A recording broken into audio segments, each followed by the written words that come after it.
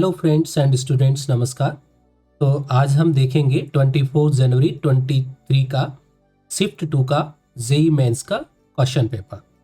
तो देखिए, जहाँ तक हम सबको मालूम है कि जेई के अंदर 30 क्वेश्चंस आते हैं, उसमें 20 एमसीक्यूज पार्ट ए में आते हैं और 10 न्यूमेरिकल वैल्यू बेस्ड क्वेश्चन जो है वो पार्ट बी में आते हैं, करेक्ट। तो 20 में कोई चॉइस नहीं रहता है, इंटरनल चॉइस, लेकिन 10 जो numerical value answer based questions रहते हैं उसमें इंटरनल चॉइस रहता है। उसमें आपको 5 आउट ऑफ 10 क्वेश्चंस अटेम्प्ट करने होते हैं। तो देखिए पहला क्वेश्चन है identify the correct statement about alkali metals. Alkali metals के बारे में आपको करेक्ट स्टेटमेंट बताना है। तो फर्स्ट ऑप्शन है the order of standard reduction potential for alkali metal ion is sodium is greater than rubidium, rubidium is greater than lithium. तो ये स्टेटमेंट बिल्कुल क्या है, करेक्ट स्टेटमेंट है, करेक्ट। तो देखिए यहाँ पर हम चेक भी कर सकते हैं, ठीक है। तो इसमें सोडियम का जो रिडक्शन पोटेंशियल होता है, लिथियम का एंड रुबिडियम का रिडक्शन पोटेंशियल मैं आपको बताता हूँ। तो देखिए लिथियम का रिडक्शन पोटेंशियल आप देखते हो, ठीक है, स्टैंडर्ड रिडक्शन पोटेंशियल। तो लिथियम के केस में होता है -3.237 वोल्ट होता है, करेक्ट। एंड सोडियम के केस में रिडक्शन पोटेंशियल जो होता है -2.898 होता है। एंड रुबिडियम का जो स्टैंडर्ड रिडक्शन पोटेंशियल होता है वो होता है -3.079 होता है, करेक्ट। तो आप इसके हिसाब से देखोगे तो सोडियम का जो रिडक्शन पोटेंशियल है वो क्या है, सबसे ज्यादा है, मतलब ये लेस नेगेटिव है। उसके बाद रुबिडियम का नंबर आता है, करेक्ट। और सबसे कम जो नंबर आएगा सबसे पीछे वो आता है लिथियम का। तो मतलब हमारा जो फर्स्ट ऑर्डर है वो हमारा करेक्ट ऑर्डर है। उसके बाद सेकंड ऑप्शन देखते हैं, caesium iodide is highly soluble in water, जो कि क्या है, रॉन्ग स्टेटमेंट है, क्योंकि सीजियम आयोडाइड जो है वो हाईली सोल्यूबल नहीं है। तो हमारा जो ऑप्शन बी है जो कि रॉन्ग दिया गया है। उसके बाद में ऑप्शन नंबर सी हम चेक कर लेते हैं। ऑप्शन नंबर सी है lithium carbonate is highly soluble to stable to heat. Lithium carbonate is highly stable to heat, ये भी आपको क्या दिया गया है, ये रॉन्ग दिया गया है, क्योंकि लिथियम कार्बोनेट जो होता है जैसे Li2CO लिथियम कार्बोनेट, ये हाईली क्या होता है, अनस्टेबल होता है, और ये डिकम्पोज होकर के लिथियम ऑक्साइड और कार्बन डाइऑक्साइड जनरेट करता है, करेक्ट। तो ये जो स्टेटमेंट दिया गया है तो ऑप्शन सी जो है वो भी हमारा क्या है, रॉन्ग जो है दिया हुआ है कि lithium carbonate is highly stable to heat, ये हाईली अनस्टेबल होता है और वो लिथियम ऑक्साइड बना लेता है और कार्बन डाइऑक्साइड में कन्वर्ट हो जाता है। उसके बाद ऑप्शन नंबर जो हमारा 4 है, potassium dissolve in concentrated liquid ammonia is blue in colour and paramagnetic. ये ऑप्शन भी हमारा क्या है, रॉन्ग जो है ऑप्शन है, क्योंकि पोटेशियम मेटल को यदि आप लिक्विड अमोनिया में यदि हम डाइल्यूट अमोनिया लेते हैं तो ब्लू कलर का सॉल्यूशन बनता है due to ammoniated electron. But यहाँ पर आपका कॉन्सेंट्रेटेड लिक्विड लिया गया है, करेक्ट। तो जब कॉन्सेंट्रेटेड लिक्विड लेते हो तो यहाँ पर क्या होता है कि जो भी मेटल रहते हैं वो इलेक्ट्रॉन को वापस पिकअप कर लेते हैं, और यहाँ पर कॉन्सेंट्रेटेड लिक्विड अमोनिया के साथ में ये ब्रॉन्ज कलर शो करता है, करेक्ट। और वो जब इलेक्ट्रॉन पिकअप कर लेता है तो फिर वो क्या हो जाता है, डायामैग्नेटिक हो जाता है, वो पैरामैग्नेटिक नहीं रह पाता है। तो ये ऑप्शन जो है ये भी क्या है, रॉन्ग आंसर है, करेक्ट। तो यहाँ पर हमारा ऑप्शन ए था जो करेक्ट मिला। ऑप्शन बी, सी और डी ये तीनों ही क्या है, रॉन्ग है। अभी ऑप्शन हम ई चेक कर लेते हैं। तो ऑप्शन ई दिया हुआ है all the alkali metal hydrides are ionic solids. ये स्टेटमेंट बिल्कुल क्या है, करेक्ट है, क्योंकि मेटल हाइड्राइड जो होते हैं वो आयनिक होते हैं, करेक्ट। तो यहाँ पर choose the correct answer from the option given below. तो हमारा ऑप्शन यहाँ पर हम चेक करेंगे तो ऑप्शन हमारा 4 है, वो हमारा करेक्ट आंसर होगा, करेक्ट। यानी option number 1 the order of standard reduction potential for alkali metal ion is sodium is greater than rubidium, rubidium is greater than lithium, ये सही है। और all the alkali metal hydrides are ionic solid, ये हमारा statement क्या है, सही है। उसके बाद चलते हैं क्वेश्चन नंबर 2 के ऊपर। तो क्वेश्चन नंबर 2 में देखिए गिवन क्या है, given below are the two statement one is labeled as assertion A and other is labeled as region R। तो यहाँ पर assertion A जो दिया हुआ है वो ये दिया हुआ है, beryllium has less negative value of reduction potential compared to that of the alkaline earth metals। तो ये जो assertion यहाँ पर दिया गया है, ये assertion जो है हमारा क्या है, करेक्ट स्टेटमेंट है, करेक्ट। अब रीजन भी देख लेते हैं। Beryllium has large hydration energy due to small size of Be2+ ion but relatively large value of atomisation enthalpy. तो ये स्टेटमेंट भी क्या है, करेक्ट स्टेटमेंट है, correct. But R is not the correct explanation of A, correct assertion, क्योंकि beryllium has less negative enthalpy, less negative value of reduction potential, because क्योंकि ये size में क्या है, छोटा है, ये हमको पता है। तो हमारा जो ऑप्शन जो थर्ड है वो हमारा क्या होगा, करेक्ट ऑप्शन होगा। मतलब बहुत यहाँ पर असर्शन ए जो है वो भी करेक्ट है, एंड आपका जो रीजन दिया हुआ है beryllium has large hydration energy due to small size of beryllium 2+ but relatively large value of atomisation enthalpy, और इसकी एटमाइजेशन एंथैल्पी क्या है, ज्यादा है, करेक्ट। तो ये भी क्या है, सही है ना। तो आपका क्या है, ए भी सही है, आर भी करेक्ट है, but R is not the correct expression of the assertion. मतलब उसका जो negative value of reduction potential है उसका रीजन वाले स्टेटमेंट से कोई लेना देना नहीं है। तो इसका आंसर होगा both assertion and reasons are correct but R is not the correct explanation of assertion. अगला क्वेश्चन है, क्वेश्चन ये है कि a student has studied the decomposition of a gas AB3 at 25 degree centigrade, he obtained the following data. मतलब एक student एक decompose कर रहा है एक गैसियस कंपाउंड को AB3 को 25 डिग्री सेंटीग्रेड पे, और उसको फॉलोइंग डेटा मिलते हैं। तो इसका जो प्रेशर दिया हुआ है mmHg के अंदर, एक दिया हुआ है 50, उसके बाद 100, उसके बाद 200, उसके बाद 400 दिया हुआ है, और यहाँ पर रिलेटिव आपका T½ दिया गया है सेकंड के अंदर।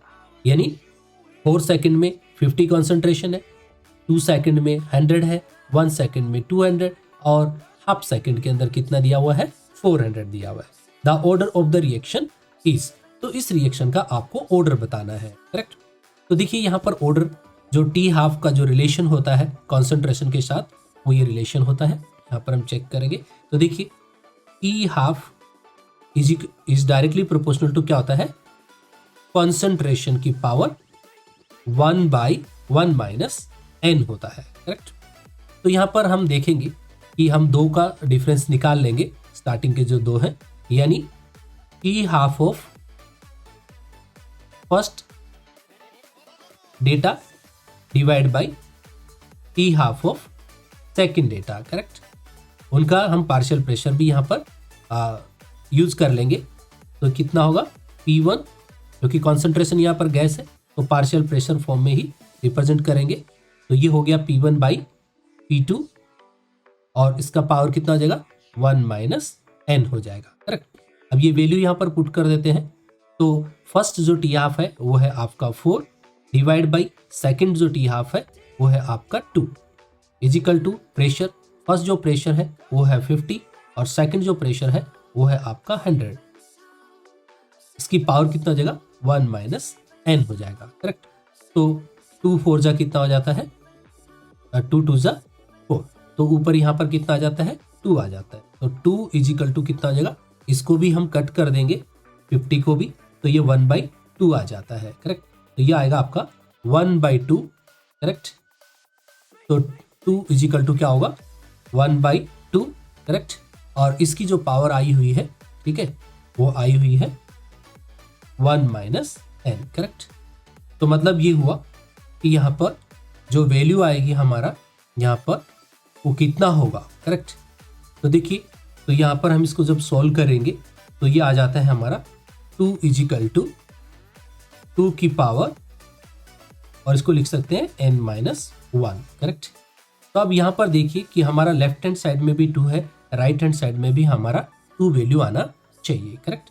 तो मतलब n की जगह पे कौन सी ऐसी वैल्यू रखें जिसकी वजह से हमारा ये 2 आ जाए, करेक्ट। तो देखिए n इजिकल टू यदि आप 2 रख देते हो, करेक्ट, तो ये वैल्यू 2 इजिकल टू कितना आ जाता है, 2 और 2 - 1, तो तो ये आ जाता है 2 = 2। तो हमारा n की वैल्यू कितनी आ रही है, n की वैल्यू रखने पे आ रही है हमारी 2, मतलब ये सेकेंड ऑर्डर रिएक्शन होगी। तो हमारा जो करेक्ट ऑप्शन होगा वह है ऑप्शन नंबर 4। ठीक है, तो a student has studies the decomposition of a gas AB3 at 25 degree centigrade, he obtain the following data. तो इस डेटा को हमने यूज किया, करेक्ट, TR फॉर कॉन्सेंट्रेशन के अकॉर्डिंग जो रिलेशन हमने देखा, तो वहां से हमने n की वैल्यू फाइंड आउट की, और n का मतलब होता है ऑर्डर ऑफ रिएक्शन। तो इससे हमको ये पता चल गया कि ये इस रिएक्शन का जो ऑर्डर होगा वो सेकंड ऑर्डर होगा। उसके बाद देखिए अगला क्वेश्चन है K2Cr2O7 paper acidified with dilute H2SO4 turns green give the green when exposed to, correct. मतलब ये हुआ कि K2Cr2O7 एक पेपर है जो एसिडिफाइड किया गया है इसके साथ में डाइल्यूट H2SO4, और वो ग्रीन कलर देता है। तो ये किसकी वजह से देता है, करेक्ट। तो ये carbon dioxide, sulphur trioxide, sulphur dioxide और हाइड्रोजन सल्फाइड। तो देखिए इसकी एक रिएक्शन होती है, मैं यहाँ पर लिख देता हूँ। तो इसका सॉल्यूशन ऐसा होगा कि K2Cr2O7 को यदि हम एसिडिक कंडीशन में हीट करते हैं सल्फर डाइऑक्साइड के साथ में, करेक्ट, तो आपका क्या बनता है, क्रोमियम आयन बनता है Cr3+ and plus sulphate ion बनता है, ठीक है, एंड प्लस H2O बनता है, करेक्ट। तो ये जो Cr3+ है ये होता है आपका ग्रीन, करेक्ट। तो ये किसको ऑब्जर्व कर रहा है, यहाँ पर SO2 को ऑब्जर्व कर रहा है, यानी सल्फर डाइऑक्साइड, करेक्ट। तो इसकी वजह से ये Cr3+ में चला जा रहा है। तो इसके लिए हमारा जो करेक्ट आंसर होगा, ठीक है, वो किसकी प्रेजेंस में हमको एक्सपोज करना है, SO2 की प्रेजेंस में एक्सपोज करना है। तो हमारा करेक्ट आंसर होगा option number 3, sulphur dioxide. Next question है हमारा, which will undergo deprotonation most readily in basic medium. तो इसमें हमको ये देखना है कि सबसे ज्यादा डीप्रोटोनेशन किसका होगा, करेक्ट, कौन जल्दी ज्यादा डीप्रोटोनेट होगा। तो यहाँ पर हमारे पास 3 कंपाउंड दिए गए हैं। ये ऑप्शन ए देखिए हमारा क्या है, C double bond O CH2 and C double bond O and CH3, correct. B में देखिए दोनों तरफ OCH3 ग्रुप कनेक्टेड है, करेक्ट, मिथाइल। तो ये क्या करते हैं, इलेक्ट्रॉन पुश करते हैं। तो कार्बन के ऊपर जो पॉजिटिव चार्ज रहता है, ये कार्बन पे जो पार्शियल पॉजिटिव चार्ज रहेगा इसमें भी रहेगा, सब में पार्शियल पॉजिटिव चार्ज है, करेक्ट।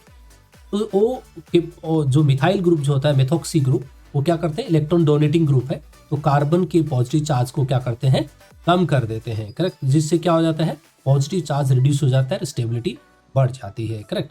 तो सबसे ज्यादा डीप्रोटोनेशन किस में पॉसिबल है, वो है आपका option number 4, option number A बोलेंगे तो आपका यहाँ पर करेक्ट आंसर कौन सा होगा, ऑप्शन नंबर 2।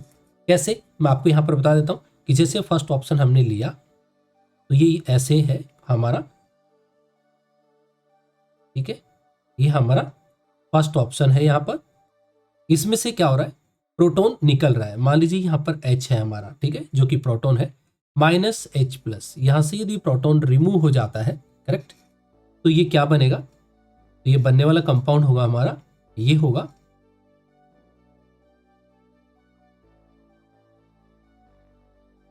और ये हमारा कंपाउंड होगा, करेक्ट, और इसके ऊपर नेगेटिव चार्ज रहता है, करेक्ट।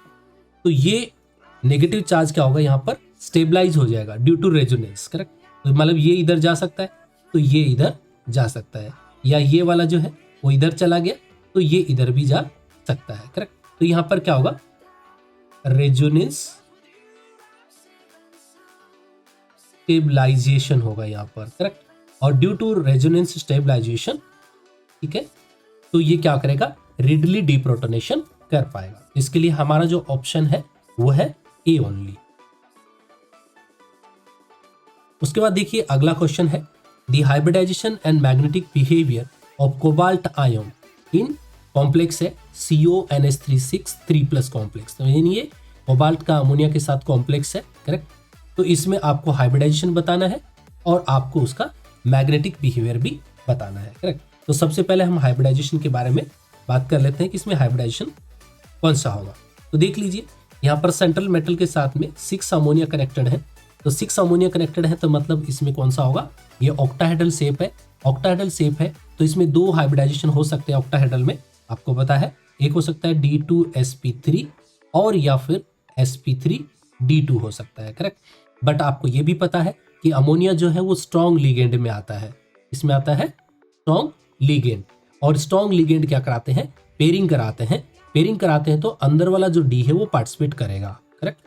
तो अंदर वाला डी पार्टिसिपेट कर जाएगा तो मतलब यहाँ पर क्या होगा, इलेक्ट्रॉन का पेयरिंग होगा। तो मैं यहाँ पर आपको बताता हूँ, जैसे हमारा कॉम्प्लेक्स है NH3 6 और यहाँ पर हमारा है 3+। तो यहाँ पर कोबाल्ट का 3+ ऑक्सीडेशन स्टेट है। तो इसके अंदर जब आप इसका इलेक्ट्रॉनिक कॉन्फ़िगरेशन देखोगे तो इलेक्ट्रॉनिक कॉन्फ़िगरेशन कौन सा होगा, 3d6 होगा एंड 4s0 होगा, करेक्ट। तो मतलब डी के अंदर आपके क्या है, 6 इलेक्ट्रॉन है। तो यदि आप बॉक्स डायग्राम बनाओगे आप, ठीक है, तो डी में 5 ऑर्बिट्स होते हैं। तो उस 5 ऑर्बिट में से 6 इलेक्ट्रॉन आपके पास में अवेलेबल है। कैसे, 1 2 3 4 5 एंड 6। और एस में अभी कोई भी इलेक्ट्रॉन्स नहीं है, 4s में भी कुछ नहीं है एंड 4p में भी कुछ भी अवेलेबल नहीं है, करेक्ट। ये एम्प्टी पड़े हुए हैं, करेक्ट।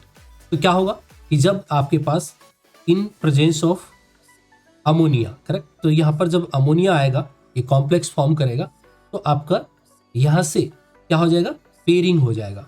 तो पेयरिंग हो जाएगा तो ये जो डी ऑर्बिटल्स के जो 6 इलेक्ट्रॉन है ना, तो स्ट्रॉन्ग लिगेंड फील्ड क्या करता है, पेयर कर देता है, करेक्ट। तो यहाँ पर क्या हो जाएगी, पेयरिंग हो जाएगी। तो पेयरिंग कैसा हो जाएगा, यहाँ पर 1 2 3 4 5 और 6। और आपके पास में जो अवेलेबल ऑर्बिटल्स हैं 6 अमोनिया के लिए, वो है आपके पास अवेलेबल ऑर्बिटल, उसमें 2 डी होंगे अंदर वाले, करेक्ट। यानी आपका हाइब्रिडाइजेशन यहाँ से लेकर के यहाँ तक का आपका क्या हो जाएगा, हाइब्रिडाइजेशन हो जाएगा, करेक्ट। तो अमोनिया जो है वो कहाँ पर आएंगे, अमोनिया अपना लोन पेयर इलेक्ट्रॉन दे करके यहाँ पर अमोनिया ऐड हो जाता है, जो कि कोऑर्डिनेशन बॉन्ड बना लेता है। तो सब जगह पे ऊपर क्या आएंगे, अमोनिया यहाँ पर ऐड हो जाएंगे। तो 6 अमोनिया आपके पास में है तो NH3, तो यहाँ पर भी क्या होगा, NH3, और यहाँ पर भी NH3, और यहाँ पर भी क्या होगा, NH3। तो सब जगह पे अमोनिया जो है 6 लोकेशन के ऊपर आ जाएंगे विद द हाइब्रिड ऑर्बिटल। ये सभी के सभी क्या है, D2sp3 हाइब्रिड ऑर्बिटल्स है, हाइब्रिड ऑर्बिटल्स। तो आप यहाँ पर देख सकते हो, तो हाइब्रिडाइजेशन तो हो गया हमारा, D2sp3 हो गया है, करेक्ट। अभी यहाँ पर हमको नेचर देखना है कि नेचर इसका डायमैग्नेटिक होगा कि पैरामैग्नेटिक। तो आप देख सकते हो कि हाइब्रिडाइजेशन के अंदर, करेक्ट, हाइब्रिडाइजेशन के अंदर आप देखो सभी जो 6 इलेक्ट्रॉन है सभी के सभी पेयर्ड है, कोई भी यहाँ पर अनपेयर्ड इलेक्ट्रॉन्स नहीं है। मतलब ये क्या होगा, डायमैग्नेटिक होगा। तो इसके हिसाब से हमारा जो करेक्ट आंसर होगा वो है आंसर नंबर 3। तो हमारा हाइब्रिडाइजेशन होगा D2sp3 एंड डायमैग्नेटिक हुआ क्योंकि सभी इलेक्ट्रॉन्स कैसे हैं, पेयर्ड है, करेक्ट।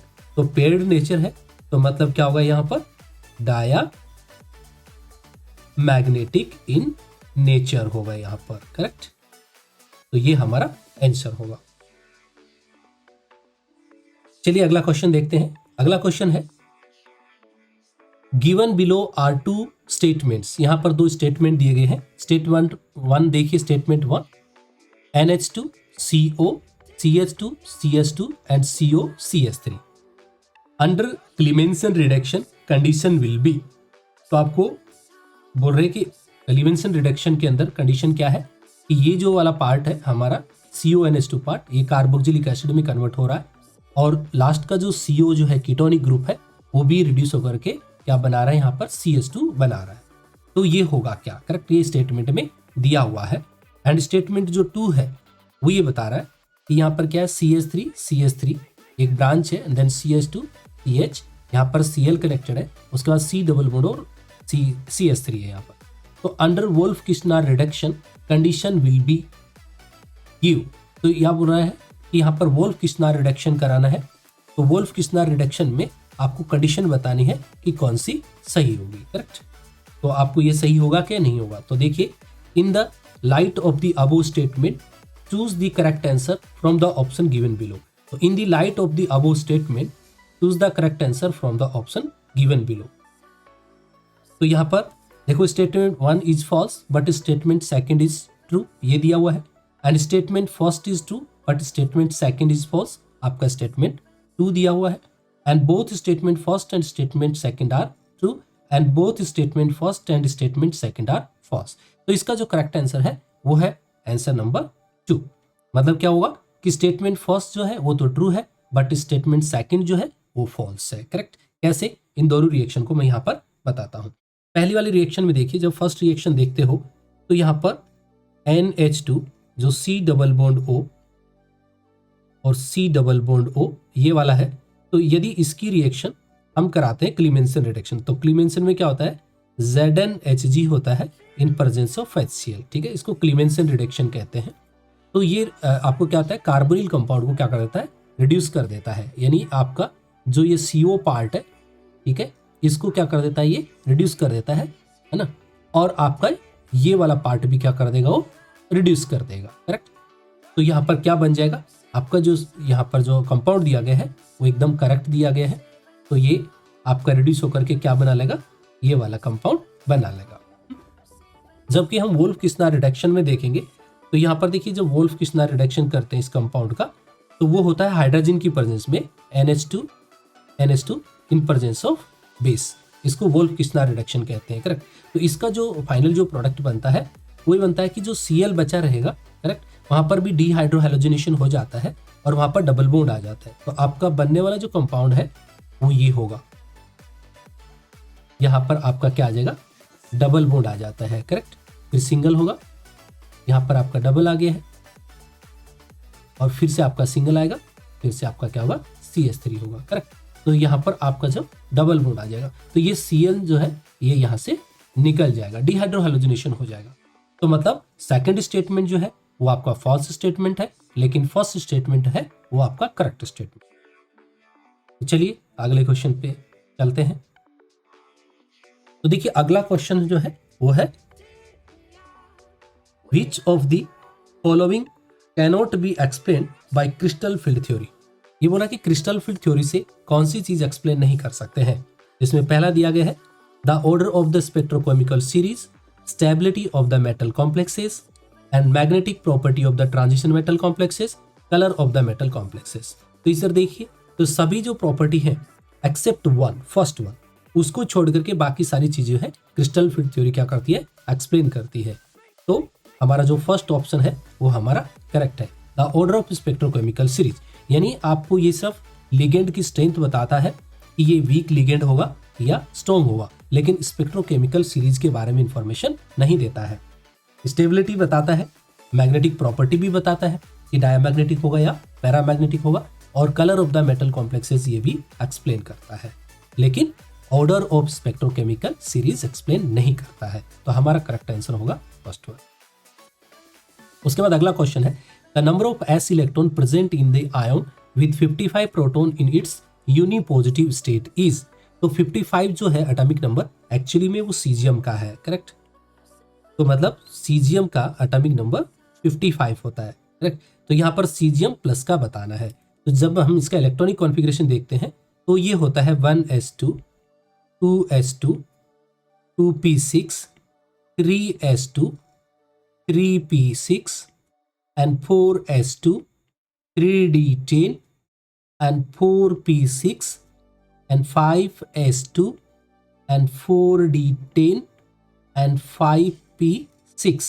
यदि ये प्लस नहीं होता था तो यहाँ पर आपका 6s1 भी आता था, 6s1।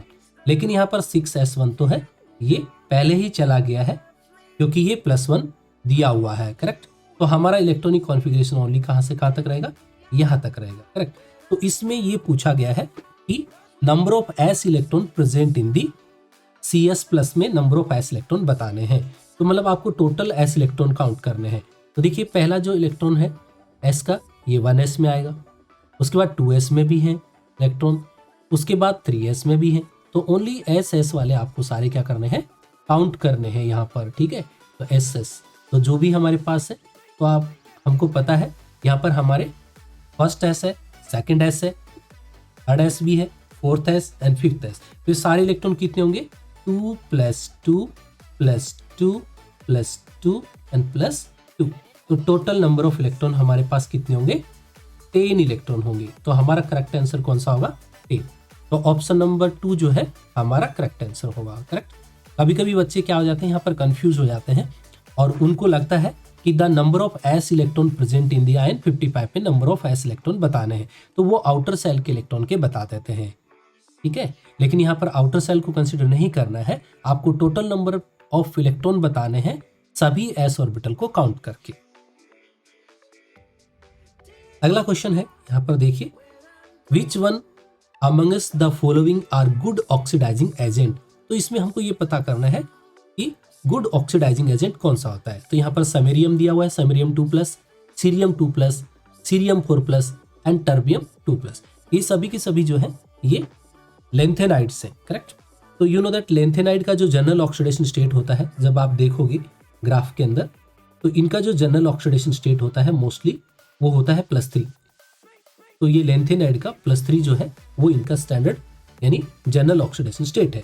कुछ कुछ एलिमेंट ऐसे होते हैं जो +2 या +4 ऑक्सीडेशन स्टेट शो करते हैं। करेक्ट।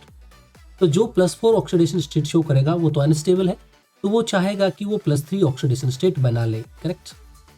तो इसके लिए उसको क्या करना पड़ेगा? इलेक्ट्रॉन गेन करना पड़ेगा। करेक्ट। तो इलेक्ट्रॉन गेन करेंगे तो सामने वाले का क्या होगा? ऑक्सीडेशन हो जाएगा। करेक्ट। तो इसमें से हमारे 2 एलिमेंट ऐसे हैं, सीरियम 4+, करेक्ट, जो इलेक्ट्रॉन गेन करके सीरियम 3+ बना लेगा, और दूसरा है हमारा टर्बियम 4+, यानी ये भी एक इलेक्ट्रॉन गेन करके वो भी क्या बना लेगा? टर्बियम 3+ बना लेगा, क्योंकि लेंथेनाइड की जो स्टेबल ऑक्सीडेशन स्टेट है वो +3 है, तो they are act as an oxidizing agent. तो यहाँ पर हमारा जो करेक्ट आंसर होगा वो है आंसर नंबर 3, यानी सी एंड डी ऑप्शन हमारे क्या होंगे? करेक्ट ऑप्शन होंगे। अगला क्वेश्चन है, choose the correct representation of conductometric titration of benzoic acid versus sodium hydroxide. तो यहाँ पर देखिए, जो बेंजोइक एसिड है वो हमारा क्या है? एक वीक एसिड है। करेक्ट। तो ये वीक एसिड कैटेगरी में आता है, एंड सोडियम हाइड्रोक्साइड जो है वो स्ट्रॉन्ग बेस है। करेक्ट। ये क्या है? Stronger base.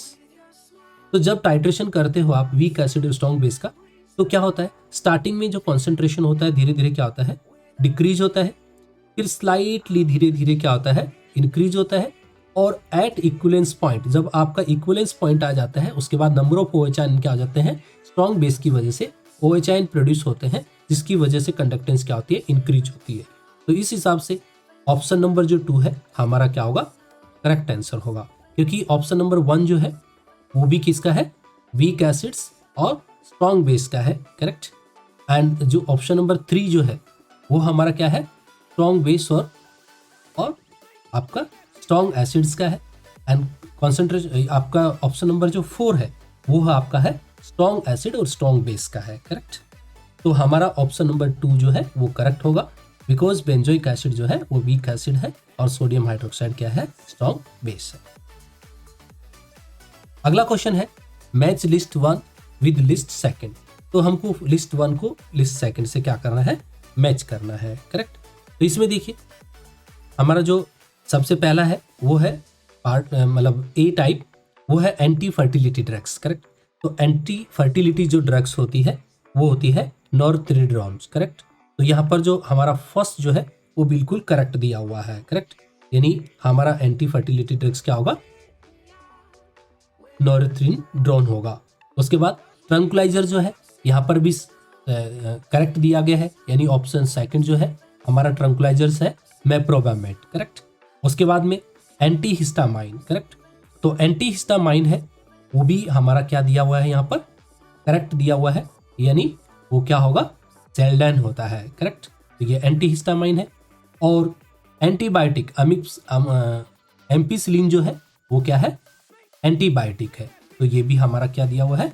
करेक्ट आंसर दिया हुआ है। तो इसके हिसाब से choose the correct answer from the option given below. तो हमारा ऑप्शन नंबर जो 3 है वो हमारा करेक्ट आंसर होगा, यानी फर्स्ट में ए का फर्स्ट होगा, बी का सेकंड, सी का थर्ड एंड डी का क्या होगा? फोर्थ होगा। उसके बाद अगला क्वेश्चन जो है हमारा, इसमें बताना है find out the major product of the following reaction. यानी यहाँ पर एक एल्कीन है और उस एल्किन का आपको 2 रिएक्शन हुआ है, एक राइट साइड में और एक लेफ्ट साइड में, तो आपको बी और ए बताना है, करेक्ट। तो आप देख सकते हो कि यहाँ पर राइट साइड में जो ए जो प्रोडक्ट बन रहा है उसमें जो कंडीशन है वो है H2O2, तो यानी यहाँ पर पेरोक्साइड इफेक्ट है। तो इसका जो प्रोडक्ट बनेगा वो अकॉर्डिंग टू एंटी मार्कोनिकॉफ होगा। मतलब आप राइट साइड में जाओगे तो ये एंटी मार्कोनिकॉफ रिएक्शंस होगी, ठीक है, एंटी मार्कोनिकॉफ लगेगा। और यदि आप बी साइड में जाओगे तो ये मार्कोनिकॉफ रिएक्शंस होगा, करेक्ट, यहाँ पर मार्कोनिकॉफ होगा। तो दोनों का ही हम प्रोडक्ट यहाँ पर देख लेते हैं अकॉर्डिंग टू मार्कोनिकॉफ और एंटी मार्कोनिकॉफ क्या होगा। तो देखिए इसका आंसर ये होगा, ये हमारा प्रोडक्ट हमको दिया हुआ है, यहाँ पर डबल बॉन्ड है, तो ये एल्कीन है, तो इसके 2 प्रोडक्ट पॉसिबल हैं, करेक्ट, एक मार्कोनिकॉफ का, एक एंटी मार्कोनिकॉफ का। तो फर्स्ट हम ए की तरफ जाते हैं। तो फर्स्ट कंडीशन दी हुई है आपको, BS3 दिया हुआ है, टेट्राहाइड्रोफ्यूरेन, और यहाँ पर H2O2 दिया हुआ है और बेस की प्रेजेंस है। तो ये जो रिएक्शन है ये है आपकी एंटी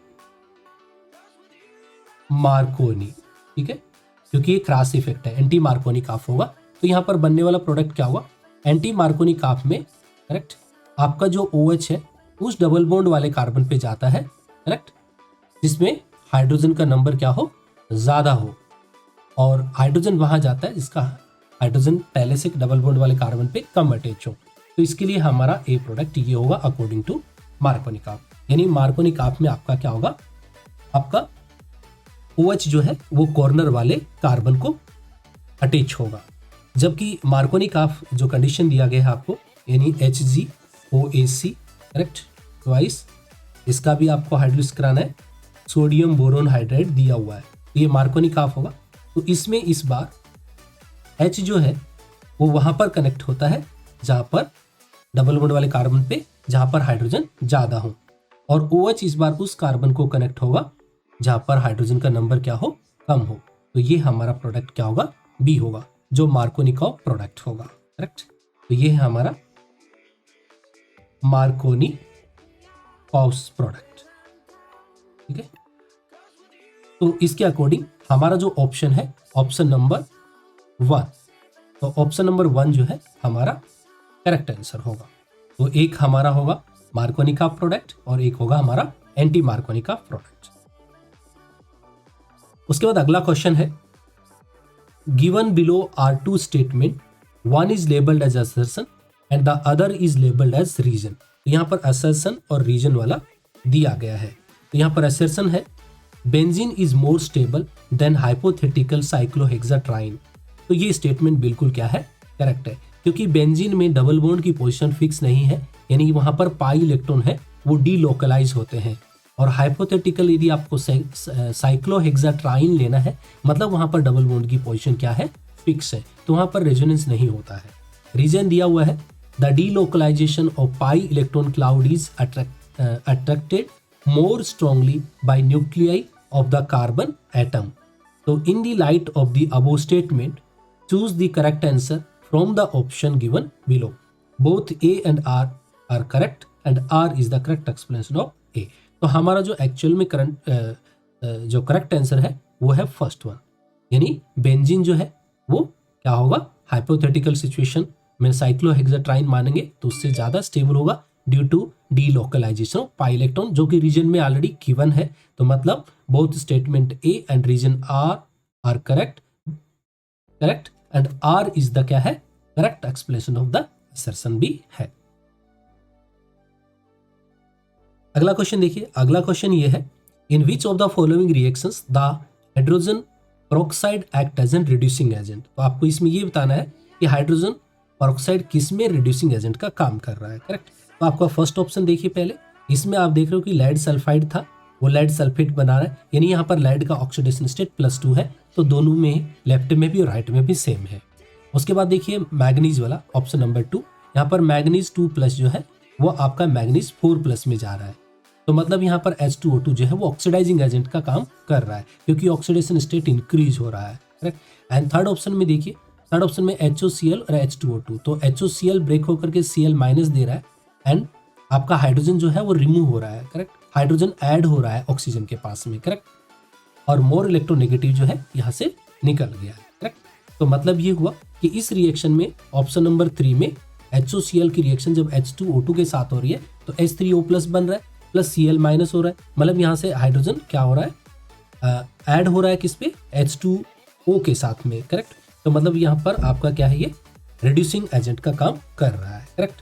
तो आप देख सकते हो। और ऑक्सीजन जो है पेरोक्साइड में, तो आप देखोगे HOCl प्लस H2O2 ये देता है आपका H3O plus Cl- plus O2 दे रहा है। तो यहाँ पर पेरोक्साइड में ऑक्सीजन का ऑक्सीडेशन स्टेट होता है -1 और O में क्या हो गया है, यहाँ पर 0 हो गया है, करेक्ट। तो -1 से 0 में जाना, करेक्ट, -1 से 0 में जाना क्या कहलाता है, ऑक्सीडेशन कहलाता है, करेक्ट। तो जब इसका खुद का ऑक्सीडेशन हो रहा है तो ये दूसरे का क्या कर रहा है, रिडक्शन कर रहा है, hence it is act as an reducing agent. और फोर्थ ऑप्शन भी चेक कर लेते हैं। फोर्थ ऑप्शन में देखिए Fe2+ जो है वो Fe3+ में जा रहा है इन प्रेजेंस ऑफ H2O2। तो यहाँ पर भी क्या हो रहा है, Fe का ऑक्सीडेशन स्टेट इंक्रीज हो रहा है, मतलब यहाँ पर ऑक्सीडेशन हो रहा है। तो ओनली आपको ये बताना था कि हाइड्रोजन पेरोक्साइड किस केस में रिड्यूसिंग एजेंट का काम कर रहा है, वो है आपका ऑप्शन नंबर 3। उसके बाद अगला क्वेश्चन है, गिवन बिलो आर 2 स्टेटमेंट्स। यहाँ पर स्टेटमेंट 1 दिया हुआ है, pure aniline and other aryl amine are usually colourless. तो ये स्टेटमेंट जो है वो बिल्कुल सही स्टेटमेंट है, मतलब स्टेटमेंट फर्स्ट जो है वो करेक्ट है कि प्योर एनिलीन जो होते हैं और अदर एराइल एमाइन जो होते हैं यूजुअली कैसे होते हैं, कलरलेस होते हैं। स्टेटमेंट सेकंड देखिए, aryl amine get coloured on storage due to atmospheric reduction. ये स्टेटमेंट जो है वो गलत है, क्योंकि एराइल एमाइन जो है वो ऑक्सीडाइज होते हैं इन presence of air and moisture, correct. तो और लाइट, तो यहाँ पर जो दिया गया है रिडक्शन का दिया है, रिडक्शन जो है कि रॉन्ग स्टेटमेंट है। तो हमारा यहाँ पर जो मतलब आंसर होगा वो है ऑप्शन नंबर 3, यानी स्टेटमेंट फर्स्ट इज करेक्ट है but statement second is incorrect है। उसके बाद अगला क्वेश्चन है, करेक्ट स्टेटमेंट इज, इसमें आपको करेक्ट स्टेटमेंट बताना है। An average human being consumes nearly 15 times more air than food. ये स्टेटमेंट हमारा क्या है, बिल्कुल सही है, क्योंकि जो ह्यूमन की जो रिक्वायरमेंट्स होती है, ठीक है, वो कितना होता है, 12 to 15 टाइम मोर एयर होता है देन द फूड। तो मतलब हमारा फर्स्ट स्टेटमेंट ही क्या है, करेक्ट स्टेटमेंट है।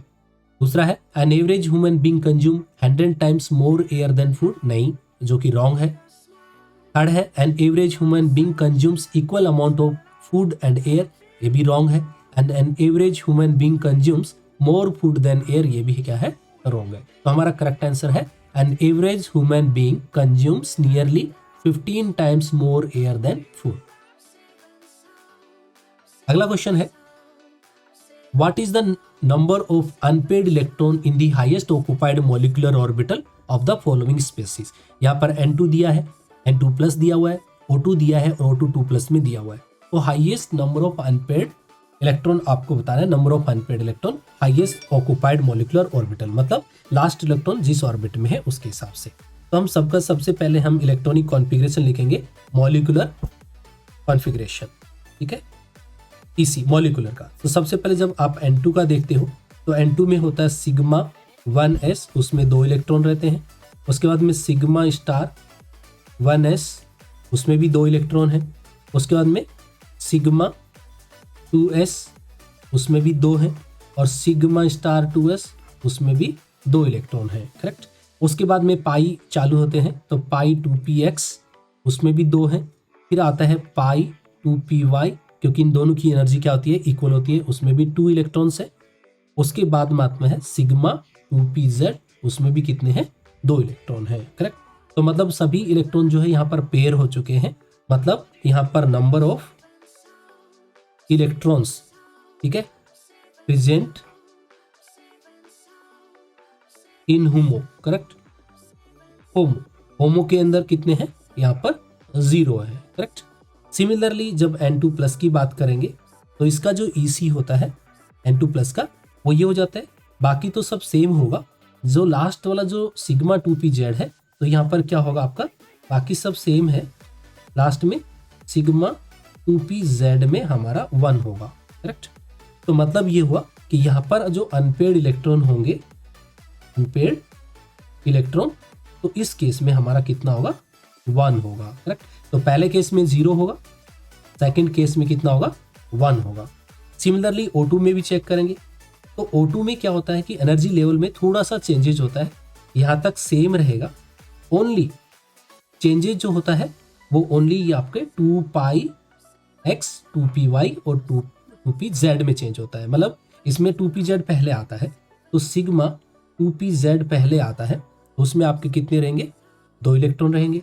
उसके बाद में पाई 2px में 1 रहेगा, मतलब 2 रहेंगे, और इजिकल टू पाई 2py में भी 2 रहेंगे।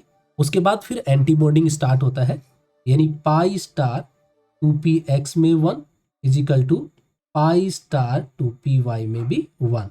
तो यहाँ पर नंबर ऑफ अनपेड इलेक्ट्रॉन आप देखोगे तो यहाँ पर है नंबर ऑफ अनपेड इलेक्ट्रॉन्स, तो यहाँ पर 2 रहेंगे एंटी बॉन्डिंग मॉलिक्यूलर ऑर्बिटल्स के अंदर, करेक्ट। और सिमिलरली जब हम O2 प्लस की बात कर रहे हैं तो यहाँ पर क्या है, 1 इलेक्ट्रॉन यहाँ पर हम क्या करेंगे, माइनस कर देंगे, करेक्ट। तो जब माइनस कर देंगे मतलब 2py हमारा क्या हो जाएगा, यहाँ से खाली हो जाएगा, करेक्ट। तो ये जो लास्ट वाला जो पाई 2py था एंटी बॉन्डिंग का, उसमें इलेक्ट्रॉन नहीं रहेगा, ओनली पाई स्टार 2px में 1 रहेगा, करेक्ट। तो हमारा जो इलेक्ट्रॉनिक कॉन्फ़िगरेशन होगा वो लास्ट में बचेगा पाई स्टार 2px1 ओनली, और पाई स्टार 2py तो 0 हो चुका है, करेक्ट। तो यहाँ पर नंबर ऑफ अनपेड इलेक्ट्रॉन यहाँ पर 1 हो जाएगा, करेक्ट। तो हमारा जो आंसर है वो होना चाहिए 0 1 2, ठीक है, और 1 होना चाहिए। तो इसका मतलब होगा कि हमारा जो करेक्ट आंसर होगा वो आंसर होगा 0 1 0 1 2 और 1, 0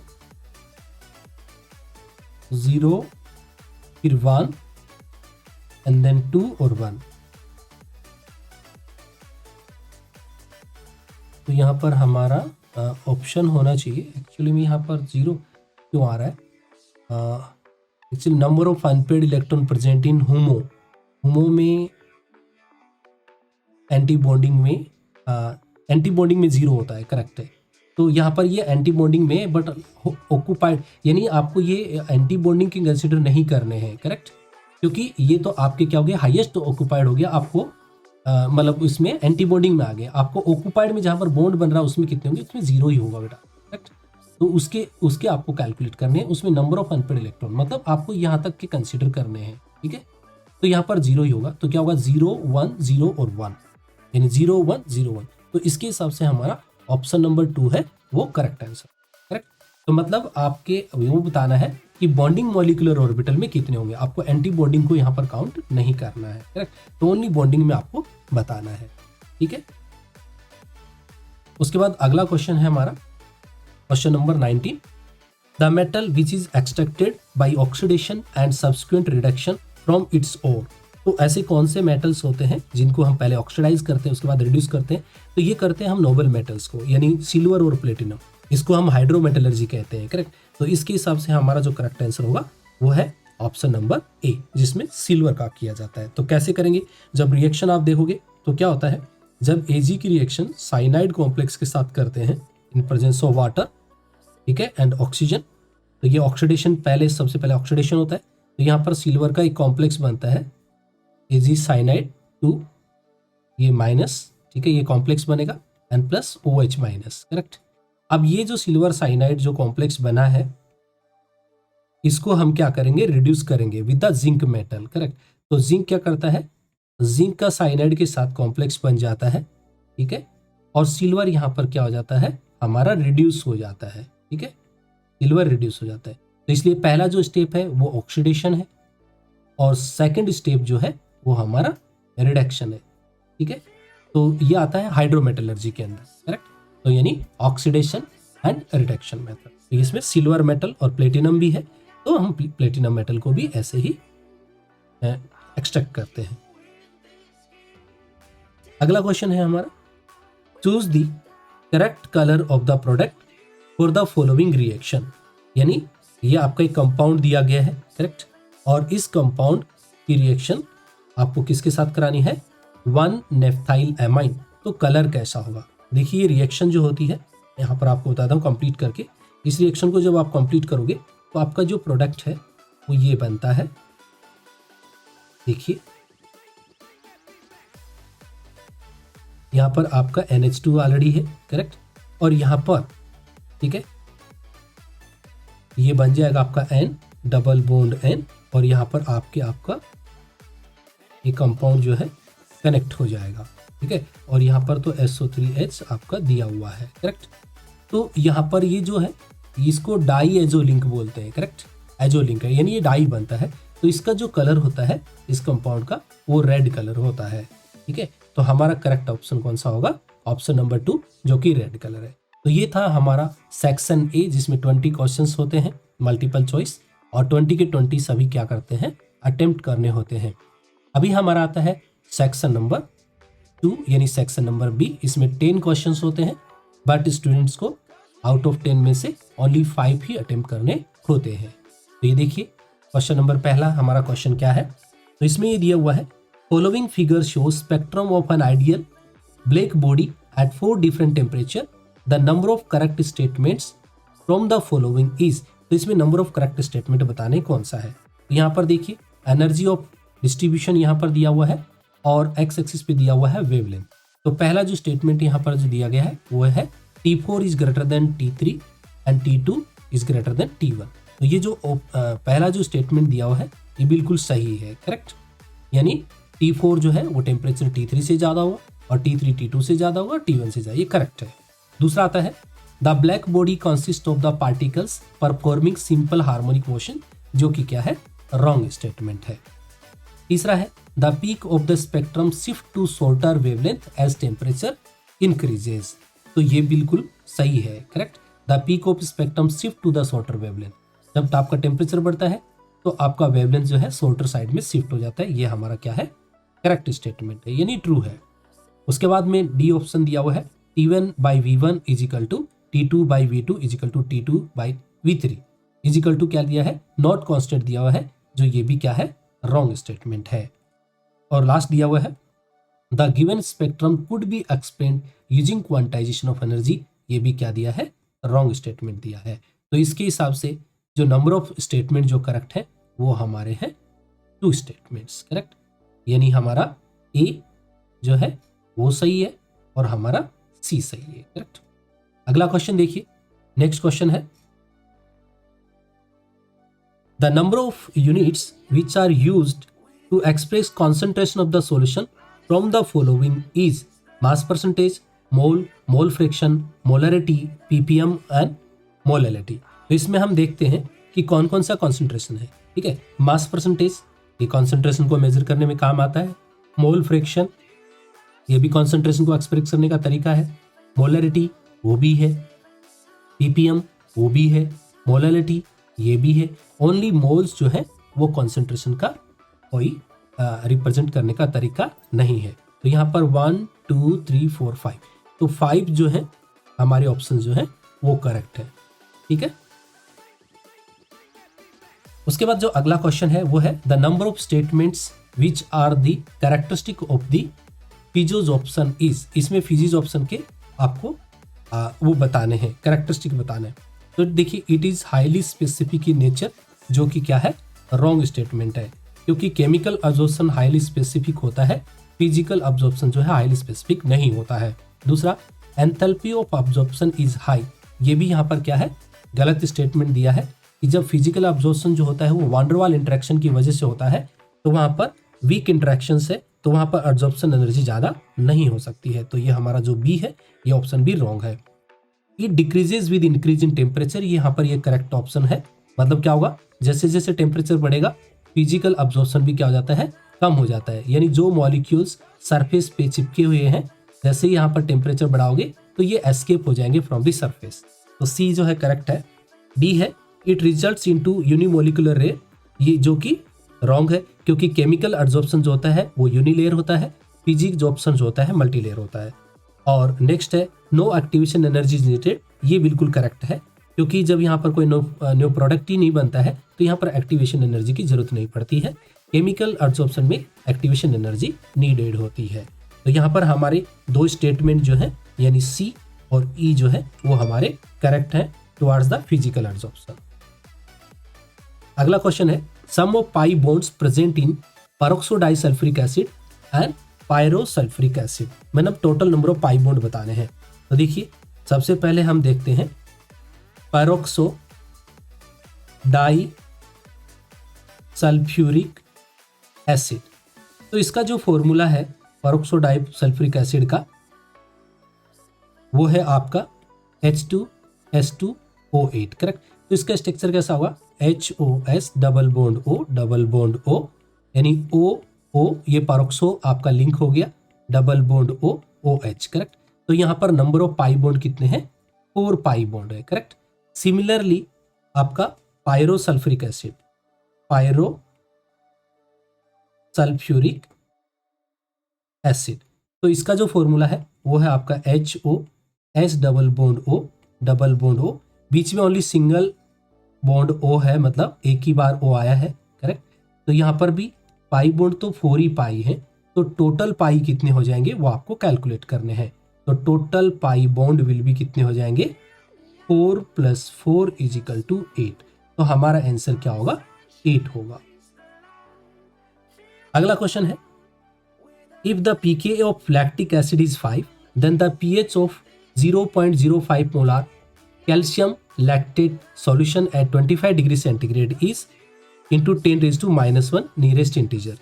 और यहाँ पर लैक्टिक एसिड दिया हुआ है CH3CH and OH and C double bond OH। तो यहाँ पर हमको कैलकुलेट करना है कि हमारी जो वैल्यू होगी वो कितनी होगी ठीक है। तो यहाँ पर जो दिया हुआ है हम इसको एक बार सोल्व कर लेते हैं ठीक है। तो देखिए यहाँ पर जो दिया हुआ है सबसे पहले कॉन्सेंट्रेशन दिया हुआ है ऑफ कैल्शियम लैक्टेट। तो कैल्शियम लैक्टेट की कॉन्सेंट्रेशन यहाँ पर दी गई है 0.005 मोलार और कॉन्सेंट्रेशन ऑफ लैक्टेट आयन का कॉन्सेंट्रेशन कितना हो जाएगा 2 × 0.005 करेक्ट मोलार हो जाएगा करेक्ट। तो calcium lactate is a salt of क्या है वीक एसिड और स्ट्रॉन्ग बेस। इसके लिए salt hydrolysis will take place. तो सॉल्ट हाइड्रोलिसिस होगा तो pH कैलकुलेट करने का फॉर्मूला क्या आता है सॉल्ट हाइड्रोलिसिस के लिए 7 + 1/2 pKa एंड प्लस क्या होता है log T होता है ये फॉर्मूला होता है। तो इसमें हम ये वैल्यू पुट कर देंगे यानी 7 + 1/2 5 log यानी 2 × 0.005 करेक्ट। तो इसको हम सोल्व करेंगे 7 + 1/2 यानी 5 - 2 log 10 करेक्ट। इसको हम कैलकुलेट करेंगे तो ये आता है 7 + 1/2 × 3 दैट इज 8.5 करेक्ट। तो इसको हम जब डेसिमल कोड चेंज करेंगे तो इसको हम ऐसे भी लिख सकते हैं 85 × 10⁻1। तो ये हमारा जो आंसर है वो आ जाएगा 85। तो यहाँ पर हमारा आंसर आ जाएगा 85 ठीक है।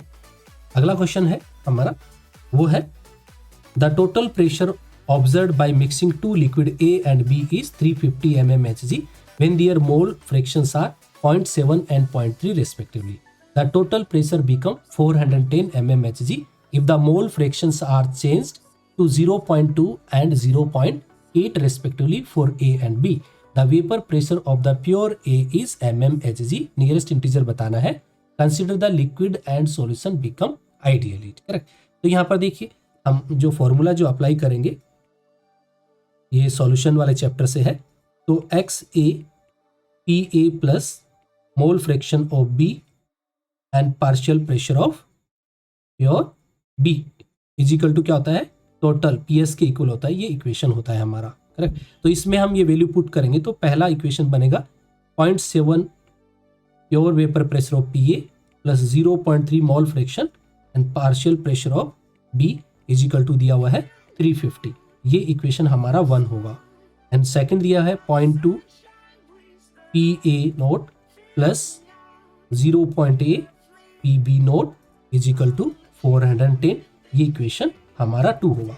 अब इक्वेशन 1 और 2 को क्या करेंगे, सोल्व करेंगे। तो on solving equation 1 and equation 2, तो वी गेट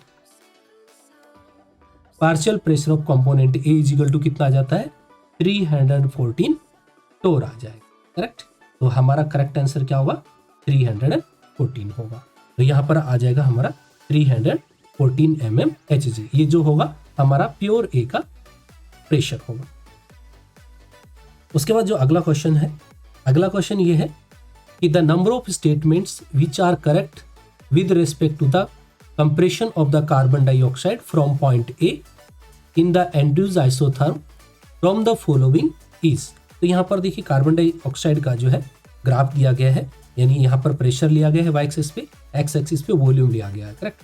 तो यहाँ पर हम देखेंगे तो carbon dioxide remain as a gas up to point B, correct. तो जो दिए गए हैं मैं आपको बता देता हूँ, है ना, ये पॉइंट क्या क्या है। तो देखिए ये वाला जो पार्ट है इसका, ये बताता है आपको क्रिटिकल आइसोथर्म है, करेक्ट।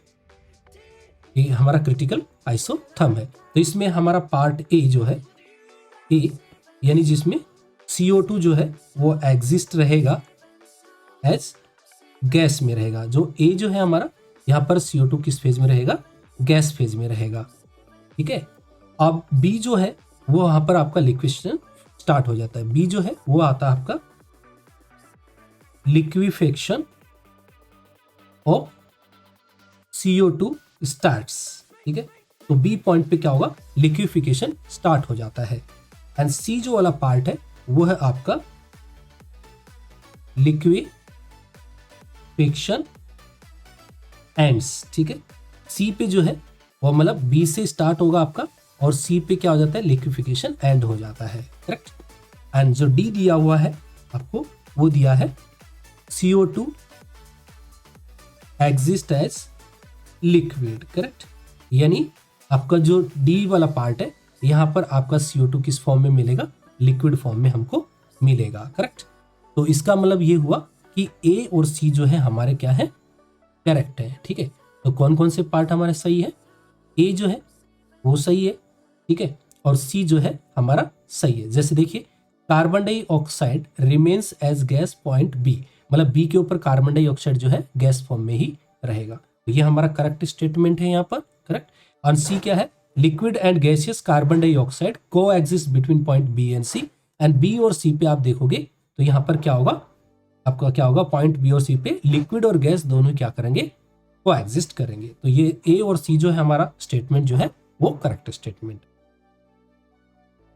उसके बाद हमारा अगला क्वेश्चन है, maximum number of isomeric monochloro derivatives which can be obtain from 2,2 5,5 tetramethyl hexane by chlorination is. मतलब हमको ये दिया हुआ है CH3, C, CH3 and CH3, then CH2, then CH2, then C, CH3, CH3 और यहाँ पर भी CH3 है। इसका हमको कराना है क्लोरीनेशन, ठीक है, क्लोरीनेशन सनलाइट की प्रेजेंस में। तो यहाँ पर 2 हाइड्रोजन रिप्लेस हो सकते हैं, करेक्ट। एक यहाँ से हो सकता है, करेक्ट, यानी बीच में जो CH2 वहां से एक हाइड्रोजन जा सकता है, और एक किसी भी कॉर्नर वाला जो CH3 ग्रुप है उनमें से कहीं से भी जा सकता है। तो यहाँ पर ओनली 2 कंपाउंड बन सकते हैं, जिसमें एक ऑप्टिकली एक्टिव बनता है, मतलब आपके जो कंपाउंड बनेंगे वो ये बनेंगे। फर्स्ट ये चांस है कि CH2Cl एक तो कॉर्नर से चला जाए, CH3 and CH3, then CH2, CH2, then C, CH3, CH3 and CH3, एक तो ये बन सकता है, करेक्ट। और दूसरी पॉसिबिलिटी जो है वो बन सकता है कि आपका CH2 से एक हाइड्रोजन क्या हो जाए, रिमूव हो जाए। मतलब CH3, C, CH3, यहाँ पर भी CH3 और CH, यहाँ पर एक हाइड्रोजन रिमूव हो गया है। तो ये प्रोडक्ट भी आपका बन सकता है, करेक्ट। इसके 2 आइसोमर पॉसिबल होंगे यहाँ पर, क्योंकि यहाँ पर जो कार्बन बना है वो क्या है, एसिमेट्रिक कार्बन एटम है। तो उसके प्लस और माइनस दोनों आपके क्या बनेंगे, आइसोमर बनेंगे, यानी डेक्स्ट्रो रोटेटरी और लियो रोटेटरी। तो मतलब इसके 2 आइसोमर पॉसिबल होंगे। तो टोटल आइसोमर कितने होंगे, यानी पहला वाला 1 और नीचे वाले जो है ये 2 बनेंगे, तो टोटल 3 आइसोमर यहाँ पर क्या होंगे, पॉसिबल होंगे। तो हमारा जो आंसर होगा वो होगा 3। एंड अगला क्वेश्चन है total number of tripeptides possible by mixing of valine and proline is, यानी वी और पी को जॉइंट करके कितने टाइप्स के हमारे ट्राइपेप्टाइड्स बन सकते हैं, करेक्ट। तो इसका जो सॉल्यूशन है वो ये है, देखिए फर्स्ट ये है कि पी पी और पी बन सकते हैं। सेकंड जो पॉसिबिलिटी है वो है वी वी और वी बन सकता है। थर्ड पॉसिबिलिटी जो है पी वी और वी बन सकता है। एंड फोर्थ पॉसिबिलिटी जो है वो है वी पी और वी बन सकता है। एंड फिफ्थ जो पॉसिबिलिटी जो है वो है आपका वी वी और पी बन सकता है। एंड सिक्स्थ पॉसिबिलिटी जो है आपका वी पी एंड पी बन सकता है। सेवंथ पॉसिबिलिटी जो है आपका वो है पी वी एंड पी बन सकता है।